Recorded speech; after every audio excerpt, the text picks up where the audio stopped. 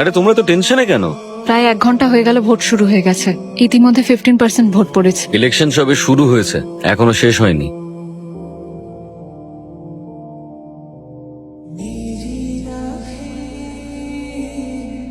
আরে তুমি তো দেখছি চলে এসেছো। রিপোর্টাররাও এক্ষুনি চলে আসবে। এই আর 10 মিনিট বাকি আছে। আসল লোককে দেখিয়ে দিই তোমায়। হ্যাঁ,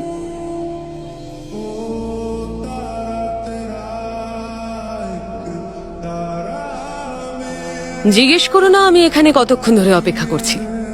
তোমার লাইভ নিউজ আমি তো দেখেছি, এবার আমারটা দেখো।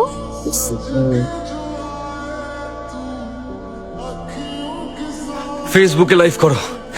আন্টি আমাদেরকে যা বলেছেন সেটা মিডিয়াকে বলুন প্লিজ।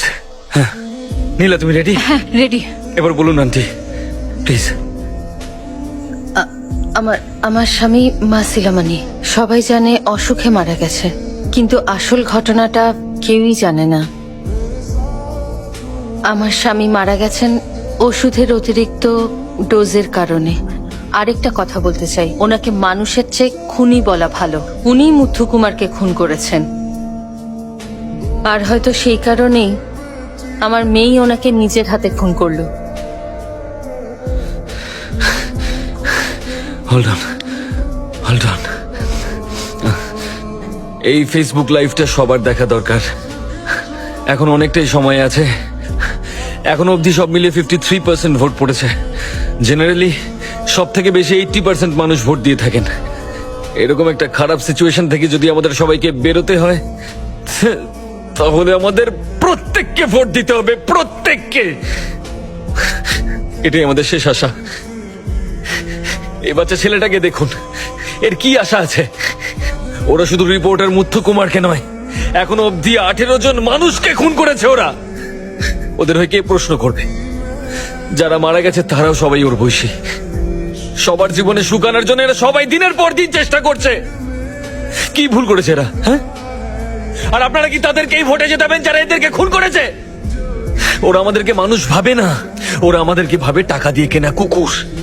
আমাদেরকে টাকা দিয়ে ওরা ভোট কিনে নিজেদেরকে নিয়ে অহংকার করছে। এত বড় একটা স্টেটে মাত্র 50% ভোট পড়ছে।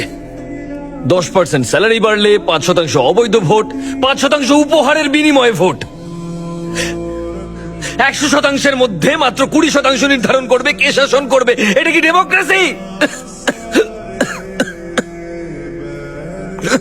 একটা মানুষ তার ভোট দিয়ে এই দেশের জন্য অনেক কিছু করতে পারেন। আর মাত্র 3 ঘন্টা বাকি আছে। আর অলস হয়ে ঘরে বসে থাকবেন না, দয়া করে আর সময় নষ্ট করবেন না। আপনার হাতে যা গুরুত্বপূর্ণ কাজ আছে সেগুলো বন্ধ রাখুন আর গিয়ে ভোট দিন। আর যদি দেশের মঙ্গলের জন্য, নিজের মঙ্গলের জন্য 30 মিনিট লাইনে দাঁড়িয়ে নিজের ভোটটা দিতে না পারেন আপনি, তাহলে আপনি সব থেকে বড় চোর, আপনি সব থেকে বড় অপরাধী।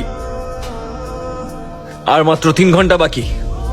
যদি আজ এটা করেন তাহলে বহু বছর এটা চলবে, আর আমাদের দেশ আবার নিজের জায়গায় ফিরবে।